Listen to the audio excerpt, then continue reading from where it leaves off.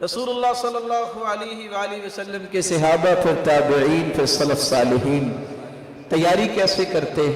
آپ کو پہلا کام یہ کرنا چاہیے کہ ہر روز اپنے آپ کو ایکٹیو کرنے کے لیے رات شروع ہوتے وقت ہی غسل کر لیں۔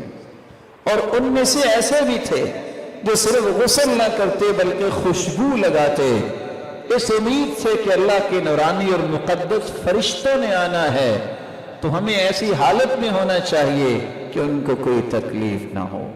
اس لیے زر بن حبیش وہ خصوصاً اس بات کا اہتمام کیا کرتے۔ انس بن مالک رضی اللہ تعالی عنہ جب 24ویں رات ہوتی تو غسل کر کے خوشبو لگاتے اور خوبصورت لباس پہنتے اور پھر اگلے دن ان کو لپیٹ کے رکھ دیتے کہ آئندہ سال ان کو پہننا ہے۔ ایوب السختیانی رحمہ اللہ 23ویں اور 24ویں اور 25ویں رات کو 2 نئے لباس پہنتے اور کہتے یہ مدینے والوں کی رات ہے، اکثر لیلۃ القدر مدینے میں 23ویں رات کو آتی ہے۔ حماد بن سلمہ بیان کرتے ہیں، ثابت البنانی جو سیدنا انس رضی اللہ تعالی عنہ کے شاگرد ہیں، وہ سب سے اچھا لباس اس رات کی تلاش میں پہنتے اور مسجد کو خوشبو لگاتے اور اس بات کی امید میں اللہ کے سامنے کبھی دعا میں لگ جاتے، کبھی نوافل شروع کر دیتے، کبھی ذکر میں لگ جاتے کہ آج کی رات وہ رات ہے جو میری پوری زندگی کو پر رونق بنا سکتی ہے۔ غسل کرنے کے بعد دوسرا طریقہ، اس رات کثرت سے قرآن مجید کی تلاوت کی جائے، جیسا کہ سلف صالحین ایسا ہی کیا کرتے۔ اور تیسرا کام، اس رات کو کثرت سے دعا کی جائے۔ اس لیے سفیان ثوری کہا کرتے تھے، الدعاء فی تلک اللیلہ احب الی من الصلاۃ، کہ اس رات کثرت سے دعا کرنا کثرت نوافل سے مجھے زیادہ اچھا لگتا ہے۔ ابن رجب رحمہ اللہ تعالی فرماتے ہیں، اس سے مراد یہ ہے کہ ایسی دعا جو نماز میں بھی کی جائے، اگر اکیلی دعا ہوگی تو وہ بھی عبادت ہے، لیکن اگر نماز بھی پڑھے اور نماز کے اندر کثرت سے تسبیحات کرے، کثرت سے دعا کرے، تو یہ اس سے بھی اچھا ہوگا۔ چوتھا کام، اس رات کے اندر جو قرآن جو نماز پڑھے غور کر کے پڑھے۔ اللہ کے رسول صلی اللہ علیہ وسلم کی پوری زندگی گزری، عشاء سے لے کر فجر تک آپ نے مسلسل قیام نہیں کیا۔ کچھ لوگوں کا یہ ذہن ہوتا ہے کہ شاید عشاء سے لے کے میں کھڑا ہو جاؤں اور ٹھونگے مار مار کے ساری رات گزار دوں کہ آج میں نے 100 نوافل پڑھے ہیں۔ سید المرسلین نے یہ کام نہیں کیا۔ سید المرسلین نے جو کام کیا ہے اس قدر خوبصورت کیا ہے، لیکن تھوڑا کیا ہے کہ آپ اگر 11 رکعتیں بھی پڑھتے ہیں، 8 رکعتیں بھی پڑھتے ہیں، اس طرح دل لگا کے پڑھیں، غور کر کے پڑھیں، خشوع کے ساتھ پڑھیں کہ ادھر تمہاری زبان پہ یہ کلام جاری ہو، ادھر اللہ کی رحمتوں کا نزول جاری ہو۔ اللہ عز و جلال ہم سب کو توفیق سے نواز دے۔ اس رات کو کثرت سے صدقہ کرنا چاہیے، یہ 5واں کام ہے۔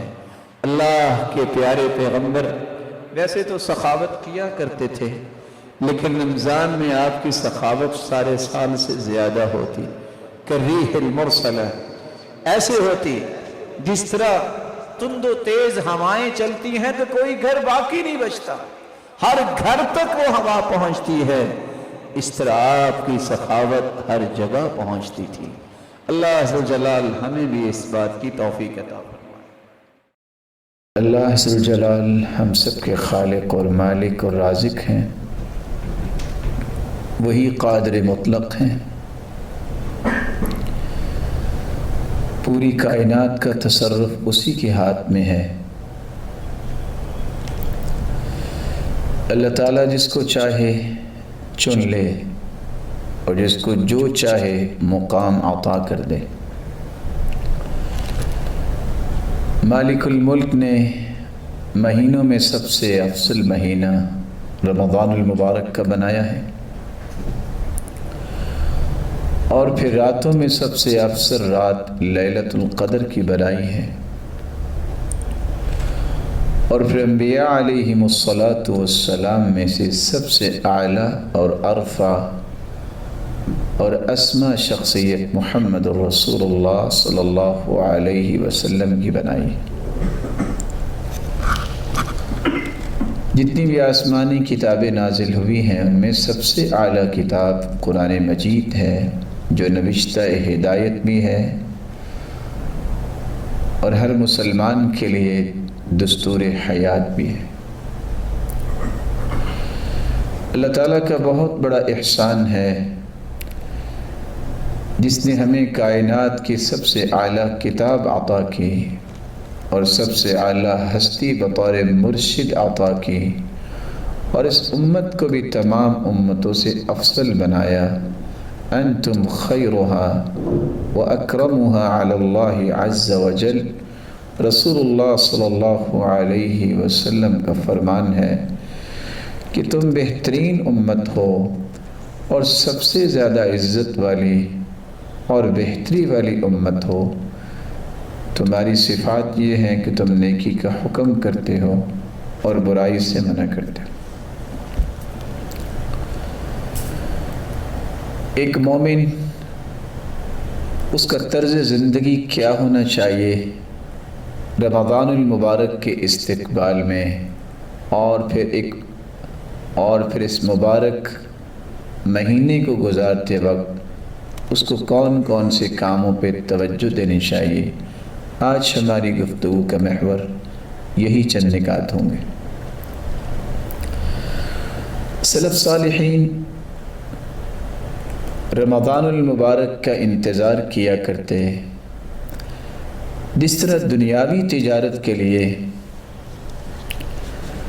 تاجر ان اوقات اور موسموں کا انتظار کرتے ہیں جب ان کی تجارت بڑھ جاتی ہے اور اس کو فروغ ملتا ہے، اسی طرح جنت کی تجارت کرنے والے بھی ایسی گھڑیوں کا انتظار کرتے ہیں جن گھڑیوں میں سب سے اعلیٰ اور ارفع گھڑیاں شروع ہونے والی ہیں، جن کو رمضان المبارک کی مبارک ساعتیں اور گھڑیاں کہا جاتا ہے۔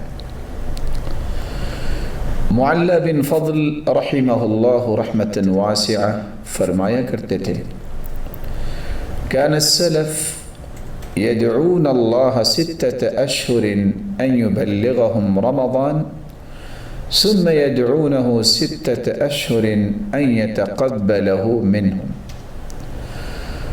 سلف صالحین 6 ماہ تک اللہ رب العزت سے دعا کیا کرتے کہ رمضان المبارک کا مہینہ ان کی زندگی میں آ جائے، ان کے نصیب میں لکھا جائے۔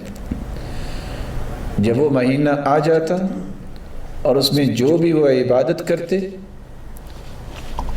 تو پھر 6 ماہ تک اس میں کیے گئے اعمال کی قبولیت کی دعا کیا کرتے تھے۔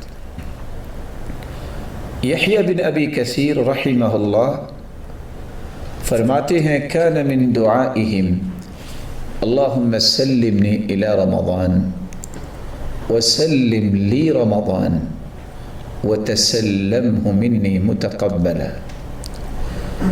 سلف صالحین یہ دعا کیا کرتے، اے اللہ مجھے رمضان المبارک کے مہینے تک سلامتی اور عافیت میں رکھنا، اور رمضان المبارک کو بھی میرے لیے سلامتی والا بنا دے۔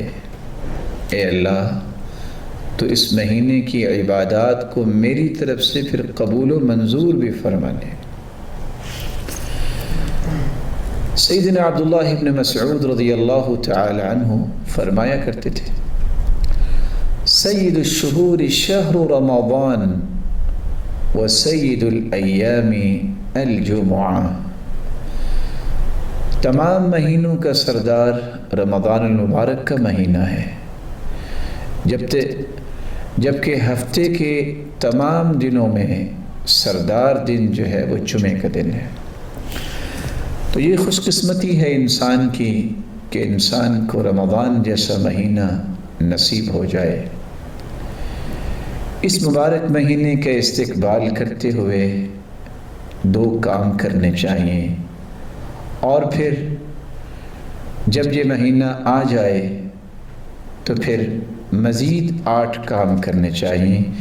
ان 10 کاموں کو ہم تفصیل سے آپ کی خدمت میں پیش کریں گے۔ رمضان المبارک کا استقبال کرنا ہو یا رمضان المبارک کو شروع کرنا ہو، ہر 2 جگہوں پہ ہر قسم کی عبادت میں اپنی نیت کو خالص کیا جائے، اپنی سوچ کو مثبت بنایا جائے، اپنی نیت میں صرف اللہ ذو الجلال کا تقرب رکھا جائے۔ جب اللہ ذو الجلال کا تقرب نصیب ہو جائے گا، جب نیت میں اخلاص آ جائے گا، تو پھر بہت سارے مشکل کام بھی آسان بھی ہوتے ہیں اور انسان ان کاموں کو کرتے کرتے انجوائے بھی کرتا ہے اور انتہا درجے کی خوشی اس کے دل میں پیدا ہوتی ہے، جس سے وہ مزید سے مزید کوشش کرتا نظر آتا ہے۔ کبھی بھی اس کے کام میں رکاوٹ یا مایوسی نظر نہیں آتی، کیونکہ اس نے اللہ کے لیے شروع کیا ہوتا ہے۔ قل انی امرت ان اعبد اللہ مخلصا لہ الدین، آپ کہہ دیجئے مجھے حکم دیا گیا ہے کہ میں اللہ ذو الجلال کی عبادت، اس کے دین کو اسی کے لیے خالص کرتے ہوئے کروں۔ فضیل بن عیاض رحمہ اللہ تعالی قرآن مجید کی اس آیت الذی خلق الموت والحیاة لیبلوکم ایکم احسن عملا، اللہ وہی ذات ہے جس نے موت و حیات کا یہ سلسلہ بنایا ہے، اور بنایا اس لیے ہے کہ تمہاری آزمائش کرے کہ تم میں اچھا عمل کون کرتا ہے۔ احسن عملہ کی تفسیر کرتے ہوئے فضیل بن عیاض رحمہ اللہ تعالی فرمایا کرتے تھے کہ احسن عملہ سے مراد یہ ہے اخلصہ و اصوبہ، وہ خالص بھی ہو اور صحیح بھی ہو۔ اذا کان خالصا، جب مخلص انسان ہوتا ہے تو اس کا عمل احسن عمل ہوتا ہے۔ اگر انسان کا عمل خالص ہو اور وہ صحیح نہ ہو تو پھر بھی قبول نہیں ہوتا، اور اگر انسان کا کام صحیح ہو اور خالص نہ ہو تب بھی قبول نہیں ہوتا۔ اس لیے 2 لفظ استعمال کیے ہیں، اخلصہ و اصوبہ، وہ خلوص نیت سے کیا جائے اور صحیح کیا جائے۔ خلوص نیت سے مراد یہ ہے کہ انسان اللہ کی رضا کے لیے کرے، اور صحیح کا مطلب یہ ہے کہ وہ سنت کے مطابق ہو۔ والصواب اذا كان على السنہ۔ اللہ ذو الجلال ہمیں ہر وہ نیکی قولی یا عملی جو رمضان میں کرنے کی توفیق فرمائے، اس کو اپنی رضا کے لیے خالص فرمائے اور سنت کے مطابق کرنے کی توفیق عطا فرمائے۔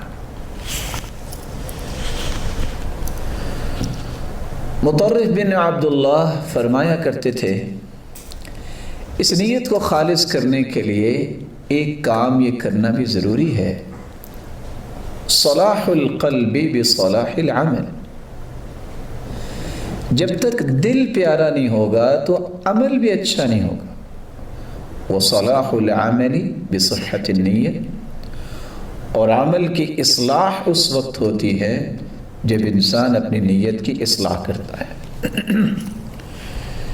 تو انسان کی نیت جس کا تعلق دل کے ساتھ ہے، اس نیت کو بھی خالص کرے اللہ کے لیے، اور نیت کا جو مقام اور محل دل ہے اس کو بھی خوبصورت بنائے، اس کو ہر قسم کی آلائشوں سے پاک کرے، کسی قسم کا عصبیت اور تعصب کا پہلو، اور کسی قسم کا حسد اور بغض اور عداوت اور کسی قسم کی گرہ کسی کے بارے میں نہ ہو۔ یہ جتنا مرر صاف ہوگا، اس کی روشنی لالٹین کی طرح بہت دور جائے گی، اور اللہ ذو الجلال اسی دل میں ہی اچھی نیتیں پیدا فرماتے ہیں جس دل کو پسند فرما لیتے ہیں۔ اس لیے رسول اللہ صلی اللہ علیہ وسلم نے یہ خوشخبری سنائی تھی، سیدنا انس رضی اللہ تعالیٰ عنہ اس روایت کے راوی ہیں، اور وہ فرماتے ہیں من كانت الآخرة همه جعل الله غناه في قلبه، اگر انسان کی عمل کی کیفیت یہ بن جائے کہ اس نے آخرت کو بہتر کرنے کے لیے کرنا ہے تو اللہ تعالیٰ اسے 3 انعامات نقد عطا کر دیتے ہیں۔ پہلا انعام جعل اللہ غناہ فی قلبی، اللہ تعالیٰ اسے دل کا غنی بنا دیتے ہیں۔ کیا مطلب دل کا غنی؟ وہ اپنے اس کام پہ اس قدر مطمئن ہوتا ہے، اس کو دنیا جہان کے اعمال سے اتنی خوشی نہیں ملتی جتنی اس عمل سے خوشی ملتی ہے، پھر اس خوشی میں وہ دنیا کی تمام خوشیوں کو بھول جاتا ہے، اور اس خوشی کے سامنے دنیا کی تمام خوشیوں کو جو خواہشات کی تکمیل سے انسان سمجھتے ہیں ملتی ہیں، ان کو ہیچ اور نیچ سمجھتا ہے۔ وَجَمْعَ لَهُ شَمْلَهُ، اس خلوص نیت سے کیے گئے کام کی وجہ سے اللہ عز و جلال اس کی زندگی کے امور کو مرتب اور منظم فرما دیتے ہیں۔ اس طرح ہر کام ترتیب سے ہو رہا ہوتا ہے، اور انسان جیسے جیسے وہ کام مکمل کرتا جا رہا ہے اس کو مزید سے مزید خوشیاں ملتی رہتی ہیں، اور اس کا سفر آسان ہو رہا ہوتا ہے، اور وہ محسوس کر رہا ہوتا ہے کہ وہ حلاوت اور لذت اس کے دل میں اللہ عز و جلال پیدا فرما رہے ہیں، جس کے نتیجے میں وہ ہر کام میں ہر وقت اپنے آپ کو کمر بستہ رکھتا ہے اور پابندی کے ساتھ اپنے امور پہ نظر رکھتا ہے۔ یہ صلاحیت اس وقت ملتی ہے جب انسان اللہ کی رضا کے لیے کوئی کام کرتا ہے۔ وَأَتَتْهُ الدُّنْيَا وَهِيَ رَاغِمَةٌ، اور تیسرا انعام اسے ملتا ہے جس پہ اکثر کائنات کے لوگ پریشان ہو جاتے ہیں کہ ٹھیک ہے اخلاص کے ساتھ ہم کام کریں گے، دل کا غنا انسان کو ملے گا اور کام تو مرتب ہوں گے، لیکن زندگی کی گاڑی کیسے چلے گی؟ رسول اکرم صلی اللہ علیہ وسلم نے یہ خوشخبری سنائی ہے، وَأَتَتْهُ الدُّنْيَا وَهِيَ رَاغِمَةٌ، دنیا اس کے پاس اس طرح آتی ہے جس طرح مالک کے سامنے لگام ڈال کر سواری کو پیش کیا جاتا ہے۔ اور یہی ایک حقیقت ہے امام ابن القیم رحمۃ اللہ علیہ نے بیان کی ہے کہ جو اللہ کے لیے خالص ہو جاتا ہے اللہ عز و جلال پھر پوری دنیا کو اس کی غلامی کے لیے تیار کر دیتے ہیں۔ لیکن اگر اس کے نیت میں یہ چیز پیدا نہیں ہوتی، وہ کسی اور غرض، وہ کسی اور مقصد اور غرض سے کوئی کام کرتا ہے، تو وہاں رسول اللہ صلی اللہ علیہ وسلم نے 3 ایسی باتوں کا تذکرہ کیا ہے جو محرومیاں اسے نقد ملتی ہیں، اور قیامت کے دن کیا ہوگا یہ اللہ ہی جانتا ہے۔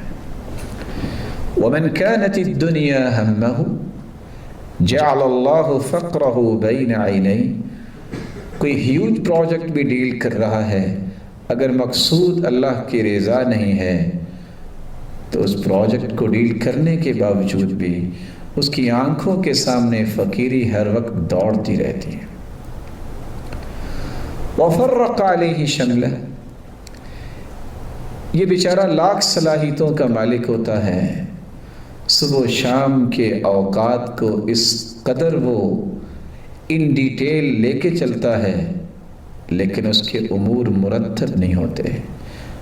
وہ ایک کام کرتا ہے اور دوسرے کے لیے سوچتا ہے، پہلا بھول جاتا ہے۔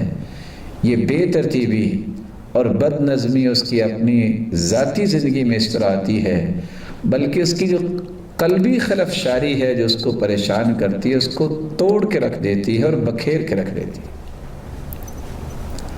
وَفَرَّقَ عَلَيْهِ شَمْلَهُ وَلَمْ يَأْتِهِ مِنَ الدُّنْيَا إِلَّا مَا قُدِّرَ لَهُ، لیکن اس بندہ مسکین کو یہ بھی پتہ ہونا چاہیے کہ تیسری محرومی یہ ہے، وہ تو شاید سمجھتا ہے کہ میرے 10 انگلیوں کی محنت سے بہت کچھ مل جائے گا، ملے گا اس کو وہی جو اس کے مقدر میں لکھا ہے۔ اس لیے کسی بھی کام سے پہلے نیت کو خالص کر لینے سے زندگی کے ایک نہیں دسیوں راہیں اللہ تعالیٰ آسان کر دیتے ہیں۔ موسیٰ بن معلّہ بیان کرتے ہیں حذیفہ رضی اللہ تعالی عنہ نے اسے نصیحت کی، یا موسیٰ ثلاث خصال ان کن فیک لم ينزل من السماء خیر الا كان لك فیہ نصیب۔ اے موسیٰ بن معلّہ، میں تمہیں ایک نصیحت کرنا چاہتا ہوں، 3 خصلتیں اپنے اندر پیدا کر لے، آسمان سے کوئی بھی خیر ایسی نہیں اترے گی اس میں اللہ تیرا حصہ نہیں رکھیں گے۔ پہلی خصلت عملک للہ عز وجل، اپنے عمل کو اللہ کے لیے خالص کر لینا۔ دوسری خصلت وَتُحِبُّ لِلنَّاسِ مَا تُحِبُّ لِنَفْسِكَ، جو تمہیں اپنے لیے پسند ہے وہ لوگوں کے لیے بھی پسند کیا کر۔ وَهَذِهِ الْكِسْرَةُ، اور تیسری نصیحت، یہ کھانے کے ایک ٹکڑا جو ہے، خواہ ایک ہی ٹکڑا ہو تم اللہ کی راہ میں اسے پیش کرو، ضرورت مند کو پیش کرو۔ جب تم مخلوق کا خیال رکھو گے خالق تمہیں کبھی بھلائے گا نہیں۔ اور عبداللہ ابن مسعود رضی اللہ تعالیٰ عنہ نے جو رسول اللہ صلی اللہ علیہ وسلم کی بات بیان کی ہے اس کس قدر عظیم ہے۔ ثلاث لا یغل علیہن قلب امرئ مسلم، 3 خصلتیں جب انسان کو نصیب ہو جائیں تو اس کا دل اس کے ساتھ دھوکہ نہیں کرتا، اس کا دل اسے چکمہ نہیں دیتا۔ دل میں تو ایک ہی وقت میں سینکڑوں خیالات گردش کر رہے ہوتے ہیں اور وہی خیال اپنی جگہ بناتا ہے جو مضبوط ہوتا ہے۔ یہ دل کس شخص کے کنٹرول میں آتا ہے، کون اس کو اپنی مرضی کے مطابق پھر خیالات کی ڈوریں اس کو تھما دیتا ہے، جس کے اندر 3 صلاحیتیں پیدا ہو جائیں۔ پہلی خصلت اور صلاحیت اخلاص العمل للہ، جو اللہ ذوالجلال کے لیے اپنی نیت کو خالص کر لیتا ہے کسی بھی قول و عمل میں، وہ دل کے اندر ایسی کیفیت پیدا کرنے پہ اللہ ذوالجلال اسے قدرت عطا کر دیتے ہیں، وہ اپنے دل کا رخ صحیح کر لیتا ہے۔ والنصح لأئمة المسلمین، اور خیر خواہی مسلمانوں کے جو ذمہ داران ہیں، ولی الامر ہے، حکمران والا ہے، ان کے لیے خیر خواہی کو ہر وقت سوچنا، ان کے لیے خیر خواہی ہر وقت سوچنا اور خیر خواہی کے پہلوؤں کو اختیار کرنا، یہ کیسی صلاحیت ہے، یہ کیسی خصلت ہے جس سے انسان کا دل اسے پھر دھوکہ نہیں دیتا۔ وَلُزُومُ جَمَاعَتِهِمْ، اور تیسری خصلت اور کیفیت کہ جب انسان 10 صلاحیتوں کے باوجود وہ اپنے آپ کو ناقص سمجھے، کامل نہ سمجھے، کہے کہ میں نے مسلمانوں کے ساتھ مل کے رہنا ہے، میں نے مسلمانوں کی خوشی کو اپنی خوشی سمجھنا ہے اور ان کے دکھ میں اپنے آپ کو شریک کرنا ہے، میں مسلمانوں سے جدا نہیں ہوں گا، اعتزال کی کیفیت اختیار کرنا یہ کوئی صلاحیت نہیں بلکہ صلاحیتوں کو ختم کر دینا ہے۔ اسی مسلمانوں کے ساتھ مل جل کے رہنا اور مسلمانوں کی وہ جماعت جو کتاب و سنت پر مبنی اپنی زندگی گزار رہی ہو اس کو لازم پکڑنا، یہ کیسی صلاحیت ہے جس سے انسان کا قلبی رخ ہمیشہ درست رہتا ہے۔ اسی لیے احمد بن حرب رحمہ اللہ تعالی فرمایا کرتے تھے، عبدت اللہ 50 سنہ فما وجدت حلاوة العبادة حتى تركت 3 اشیاء۔ لوگوں میں نے 50 سال عبادت کی لیکن مجھے عبادت میں وہ لذت، حلاوت اور مٹھاس اور شیرینی محسوس نہیں ہوئی جب تک میں نے 3 چیزوں کو ترک نہیں کر دیا۔ وہ کون سی 3 چیزیں تھیں؟ ترکت رضا الناس حتی قدرت ان اتکلم بالحق، میں نے اللہ کو راضی کرنا شروع کیا، میں نے لوگوں کو راضی کرنا چھوڑ دیا کیونکہ لوگ کبھی راضی نہیں ہوتے۔ اور امام شعبی جنہوں نے 500 صحابہ کو دیکھا تھا، انہوں نے سچ کہا تھا، رضا الناس غایہ لا تدرک، لوگوں کو راضی کرنا ایک ایسی انتہا ہے جو انسان کو زندگی میں کبھی بھی میسر نہیں آ سکتی۔ اسی اللہ ذو الجلال کو راضی کرنے سے لوگ خود بخود راضی ہو جاتے ہیں۔ میں نے لوگوں کی رضا کو چھوڑا، رب کی رضا حاصل کرنا شروع کر دی، اللہ تعالیٰ نے میری زبان پہ حق کو جاری کر دیا۔ وَتَرَكْتُ صُحْبَةَ الْفَاسِقِينَ حَتَّى وَجَدْتُ صُحْبَةَ الصَّالِحِينَ، میں نے برے لوگوں کو چھوڑا، میرے مالک نے مجھے انعام یہ دیا کہ صالحین کی صحبت و رفاقت مجھے نصیب فرما دی۔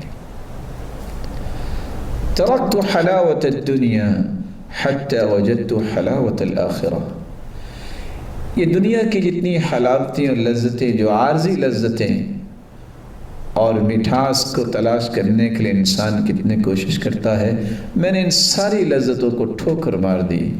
اللہ ذو الجلال نے مجھے زندگی کی بھی لذتیں عطا کر دی اور آخرت کی لذتیں اللہ ذو الجلال نے مجھے نصیب فرما دی۔ مجھے نظر آ رہا ہوتا تھا کہ میرا مالک مجھے ان اخروی لذتوں سے محروم نہیں کرے۔ تو یہ ان لوگوں کی باتیں ہیں جنہوں نے اپنی نیت کو خالص کیا ہوتا ہے۔ تو سب سے پہلا کام اس مبارک مہینے کے استقبال کے لیے ہمیں ابھی سے ہی اپنی نیت کو خالص کرنا چاہیے، اور رمضان المبارک میں بھی اسی تسلسل کے ساتھ اپنی خلوص نیت کو زندگی کے آخری سانس تک لے جانے والا ہی اصل رجل الرشید ہے۔ اللہ تعالیٰ ایسے لوگوں کی صف میں ہمیں شامل فرمائے۔ یہ نہ ہو کہ انسان محنت کر کر کے تھک جائے، اعمال کی لائنیں لگا دے، لیکن قیامت کا دن ہو۔ صحیح بخاری کی روایت ہے، یکشف ربنا عن ساقہ، اللہ ذو الجلال قیامت کے دن اپنی مبارک پنڈلی سے پردہ ہٹائیں گے، فیسجد لہ کل مؤمن و مؤمنہ، جو سچے مومن ہوں گے مرد یا عورت وہ فوراً سجدے میں گر جائیں گے، سجدہ ریز ہو جائیں گے۔ وَيَبْقَى مَنْ كَانَ يَسْجُدُ فِي الدُّنْيَا رِيَاءً وَسُمْعَةً، لیکن جنہوں نے دنیا کو دکھانے کے لیے، دنیا کو سنانے کے لیے، دنیا کی واہ واہ کے لیے اور دنیا میں پاپولیرٹی کے لیے کام کیا ہوگا، فَيَذْهَبْ لِيَسْجُدْ فَيَعُودُ ظَهْرُهُ طَبَقًا وَاحِدًا، وہ سجدہ کرنے کی کوشش تو کریں گے لیکن ان کی کمر تختہ بن جائے گی۔ کلما اراد ان یسجد خر علی قفاه، وہ سجدہ کرنے کے لیے تو جھکنا چاہیں گے لیکن صلاحیت سلب کر لی جائے گی، وہ سجدے میں نہیں بلکہ اپنی گدی کے بل گر جائیں گے۔ اللہ ذو الجلال ہم سب کو ہر قسم کی ریاکاری اور شہرت سے محفوظ فرمائے، ایسی خواہشات سے ہر وقت محفوظ فرمائے۔ اور سیدنا علی رضی اللہ تعالیٰ عنہ نے ایک نشانی دی ہے جو ہمیں ہر وقت یاد رکھنی چاہیے کہ مخلص جو ہوتا ہے، کوئی اس کی تعریف کرے یا مذمت کرے اس کو پریشانی نہیں ہوتی، وہ اپنے کام میں لگا رہتا ہے۔ جبکہ مرائی جو ہوتا ہے، ریاکار جو ہوتا ہے، ینشط اذا مدح ویکسل اذا ذم، جب اس کی کوئی مذمت کر دے یا اس پہ کوئی بات بول دے تو نتیجتاً وہ اپنے کام کو سست کر دیتا ہے، اور اگر اس کی کوئی تعریف کر دے تو کام میں لگا رہتا ہے۔ یہ بڑی سادہ سی، بڑی آسان سی نشانیاں ہیں جن کو ہمیشہ انسان کو یاد رکھنا چاہیے، اور جب بھی سستی پیدا ہو، جب بھی کاہلی کا انسان شکار ہو، جب بھی اس کے راہ میں کوئی رکاوٹیں آنا نظر آئیں تو اس کو فوراً اپنی نیت کی مراجعت کرنی چاہیے۔ دوسرا کام جو اس مبارک مہینے کے استقبال میں کرنا چاہیے اور اسی کیفیت کو ہی آگے لے کے ہمیں رمضان میں داخل ہونا ہے، ہمیں توبۃ النصوح، سچی توبہ کرنی ہے۔ سب سے پہلے تو اس بات پہ اتفاق کرنا ضروری ہے کہ ہم میں سے ہر ایک سے گناہ سرزد ہوتے ہیں، ہمیں اقرار کرنا چاہیے، ہمیں اعتراف کرنا چاہیے۔ جب تک یہ اعتراف اور اقرار نہیں ہے اس وقت تک صحیح راستے کی نشاندہی ممکن نہیں۔ اور جن لوگوں کا یہ رویہ بن جاتا ہے کہ میرے تو گناہ ہی کوئی نہیں، وہ کبھی معافی نہیں مانگتے، اور وہ کبھی بھی اپنے راستوں کو منور نہیں کر سکتے۔ اس لیے یہ طے کرنا ضروری ہے، کل بنی آدم خطاء وخیر الخطائین التوابون۔ کائنات کا ہر فرد، آدم کی اولاد کا ہر فرد خطا کار، بہترین وہ ہے جو توبہ کر لے۔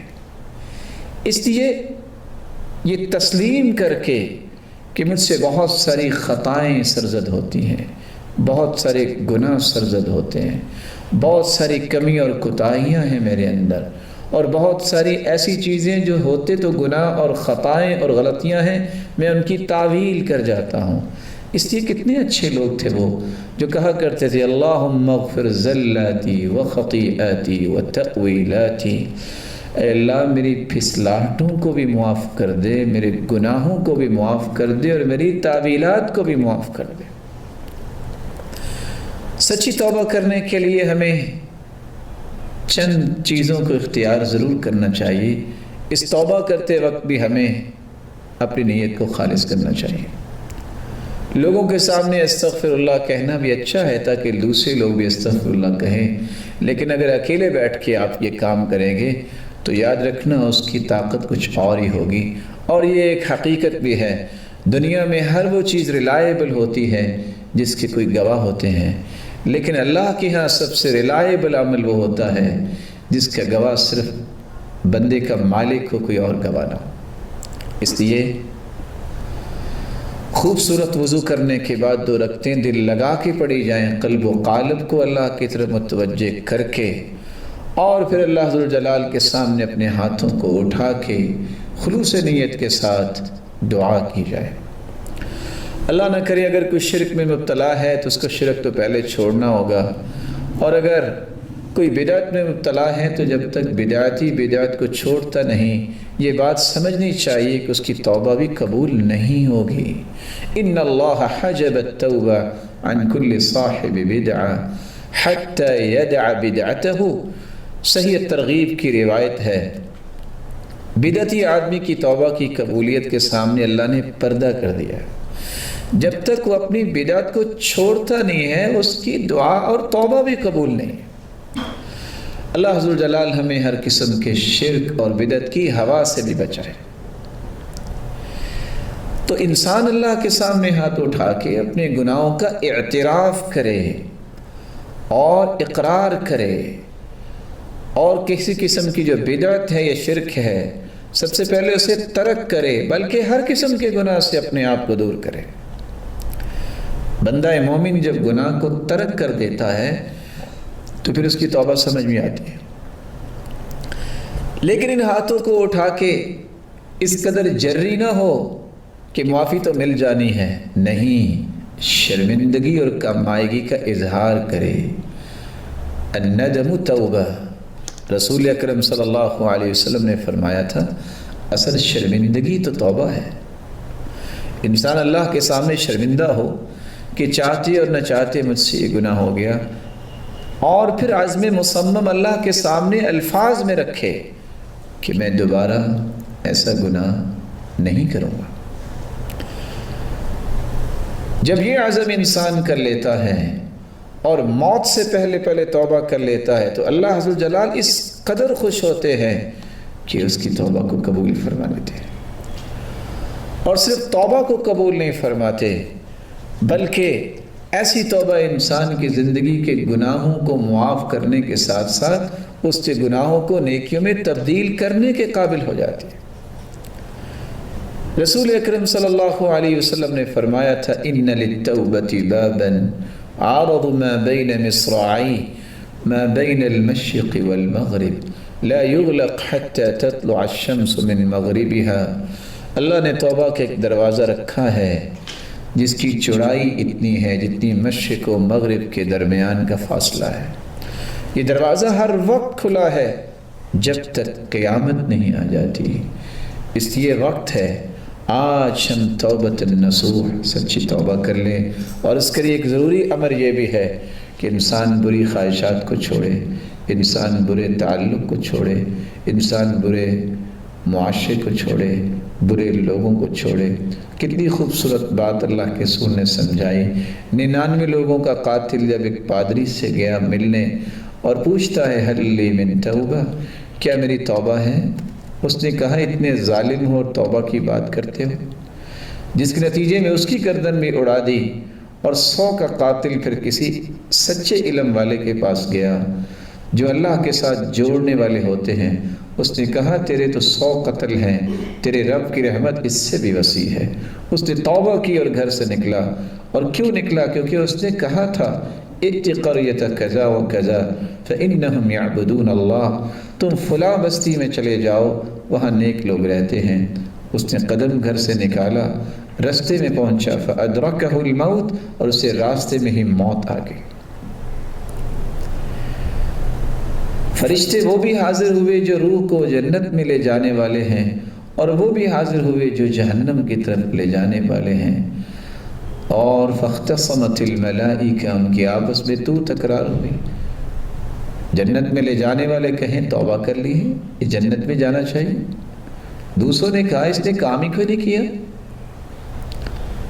یہ تو گھر سے نکلا ہے اچھے معاشرے کی طرف، اور بس اس کے نتیجے میں اس کو جنت کیسے ملے گی؟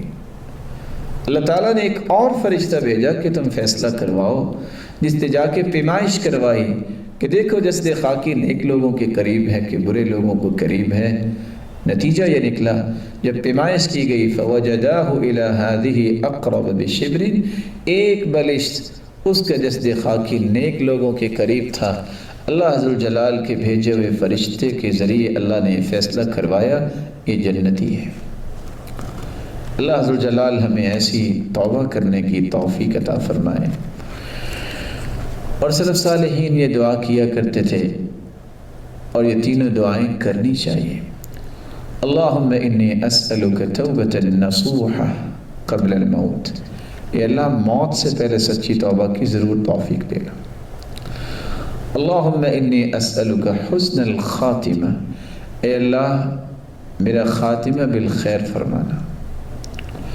یا مقلب القلوب ثبت قلبی علی دینک، اے دلوں کے پھیرنے والے تو ہی دلوں کا مالک ہے، میرے دل کو دین پہ ہی ثابت رکھنا، میرے دل کو دین کی طرف ہی لگانا، اس میں کسی اور چیز کو جگہ نہ دینا۔ اللہ عز وجلال سب کے دلوں کو ایسا ہی بنا دے جو اللہ کو پسند آ جائے۔ اس مبارک مہینے کے استقبال میں تیسرا کام جو کرنا ہے، اور پھر اس مہینے میں اس کی عملی تنفیذ کرنی ہے، وہ یہ ہے کہ اس مہینے کے شروع ہونے سے پہلے ہی اپنے وقت کی تنظیم کو لکھیں۔ میں ان اوقات کو کیسے استعمال کروں گا، میں ان اوقات سے کیسے فائدہ لوں گا۔ یہ مبارک مہینہ نیند پوری کرنے کے لیے نہیں ہے، یہ مبارک مہینہ چھپ کر الگ ہونے کے لیے نہیں ہے، یہ کوئی کام کرنے کے لیے ہے۔ یہ سال کے بعد ایک ریفریشر کورس ہے، جس کے نتیجے میں جو صلاحیت ابھرتی ہے انسان میں، وہ 11 مہینے تک کام آتی ہے۔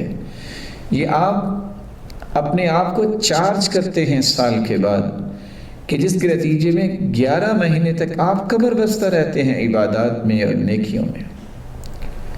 اور سچ کہا تھا رسول اللہ صلی اللہ علیہ وسلم نے، نعمتان مغبون فیہما کثیر من الناس، الصحۃ والفراغ، دو چیزوں کی قدر لوگ نہیں کرتے، ایک صحت کی قدر نہیں کرتے اور ایک فارغ وقت کی قدر نہیں کرتے۔ اور جب تک ان دو چیزوں کی قدر نہیں کریں گے، وہ زندگی کی صحیح لذتیں حاصل ہی نہیں کر سکتے۔ اور ابن باز رحمۃ اللہ علیہ اس لیے اپنے شاگردوں سے کہا کرتے تھے، برکت الوقت فی تنظیم، اگر وقت کی برکت لینی ہے تو اس کو منظم کرو۔ آپ صلی اللہ علیہ وآلہ وسلم نے اس لیے نصیحت کی تھی۔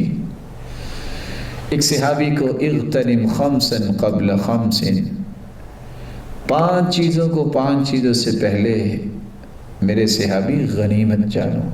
شبابک قبل حرمک، جوانی کی رعنائی اللہ نے دی ہے، بہت کام ہو سکتے ہیں۔ جوان پوری قوم کا رخ چینج کر سکتے ہیں، کس طرح ایک ننھے نوجوان نے سورۃ البروج کا قصہ پڑھنے سے پتہ چلتا ہے 1,00,000 لوگوں کا رخ جو ہے اپنے خالق کی طرف کروا دیا۔ جوانوں میں بڑی طاقت ہوتی ہے۔ جوان کسی قوم کا وہ اثاثہ اور سرمایہ ہوتے ہیں کہ اگر وہ صحیح ہو جائے تو پوری قوم کو جو ہے وہ گری ہوئی قوم کو اٹھا کے اس کی سوچ اور فکر کو اوج ثریا تک پہنچا دیتے ہیں۔ شبابک قبل حرمک، اس جوانی کو بڑھاپے سے پہلے غنیمت سمجھو۔ جوانی کو اللہ کی عبادت میں اور خیر کے کاموں میں لگاؤ، اور یاد رکھنا بڑھاپے میں تو سجدے اشاروں سے ہی ہوتے ہیں۔ وصحتک قبل سقمک، وصحتک قبل سقمک، بیماری سے پہلے صحت کو غنیمت جانو۔ صحت مند بہت کچھ کر سکتا ہے، بیماری جب آ جائے تو پھر اشاروں سے نماز پڑھنی پڑتی ہے۔ اور اللہ ذو الجلال امت سے وبا اور مصیبت کو دور فرمائے۔ بیماری جب ہو تو پھر عبادت انسان کو یاد بھی نہیں رہتی، انسان بے ہوشی میں چلا گیا، انسان کومے میں چلا گیا، وہ کیا کرے گا؟ یا انسان ایسی بیماری میں چلا گیا ہے کہ اس کو سمجھ نہیں آتی میں کروں کیا۔ اللہ ایسی ہر قسم کی بیماری سے ہر ایک کو محفوظ فرمائے۔ وَغِنَاكَ قَبْلَ فَقْرِكَ، آج مال اور پیسہ ہے، اس کو نعمت سمجھو، اس کو اللہ ذو الجلال کے دین کی سربلندی کے لیے، اس کی رضا کے لیے خرچ کرو، ضرورت مندوں تک پہنچاؤ۔ اس سے پہلے کہ تم فقیر ہو جاؤ اس سے کوئی کام کر لو، یہ خرچ تو ہو جائے گا، یہ ضائع تو ہو جائے گا، جو غلط کاموں میں بھی لگاؤ گے، لیکن اس سے کوئی اچھا کام کروا لو۔ وَفِرَاغَكَ قَبْلَ شُغْلِكَ، آج فارغ وقت ہے، بلکہ اللہ تعالیٰ نے مدتوں کے بعد انسانوں کو فارغ کیا ہے، شاید کہ یہ سمجھ جائیں کہ اس فراغت کے وقت کو بھی نعمت سمجھیں، بہت کچھ کر سکیں گے اس فارغ وقت میں جو مشغولیت کے اوقات میں نہیں ہو سکتا۔ سب سے پہلے انسان کی شخصیت کو نکھارنے کا بہت خوبصورت موقع ہے۔ کوئی برڈن نہیں، کوئی الزامات نہیں ہیں کہ میں نے یہ بھی کام کرنا، یہ بھی کام کرنا ہے۔ اپنی شخصیت کو بلند کیجیے، اللہ کے قریب ہو جائیے۔ وَحَيَاتَكَ قَبْلَ مَوْتِكَ، اور موت سے پہلے زندگی کو غنیمت جانیے۔ جب موت آ گئی تو پھر تو عمل کا سلسلہ ختم ہو جائے گا، پھر تو اس کی جزا و سزا کا سلسلہ شروع ہو جاتا ہے۔ اللہ تعالیٰ ان 5 چیزوں کو غنیمت سمجھنے کی توفیق عطا فرمائے۔ یہاں رک کے میں کہنا چاہوں گا کہ اس قدر خوبصورت تنظیم اوقات ہے ان لوگوں کی جن نے باقاعدہ اس کی پابندی کرنے کے لکھا بھی ہوتا ہے۔ اس مبارک مہینے میں کم از کم جو 50 نمازیں فرض ہوئیں، اللہ تعالیٰ نے احسان فرمایا 5 رہ گئی، پڑھتے ہم 5 ہیں، ثواب 50 کا ملتا ہے۔ کم از کم اس مبارک مہینے میں 50 رکھتے تو ہمیں پڑھنی چاہیے۔ آپ سوچ رہے ہوں گے کہ 50 رکھتے کیسے؟ 5 نمازوں کے فرائض انسان 17 ادا کرتا ہے، 2 فجر کے، 4 ظہر کے، 4 عصر کے، 3 مغرب کے اور 4 عشاء کے۔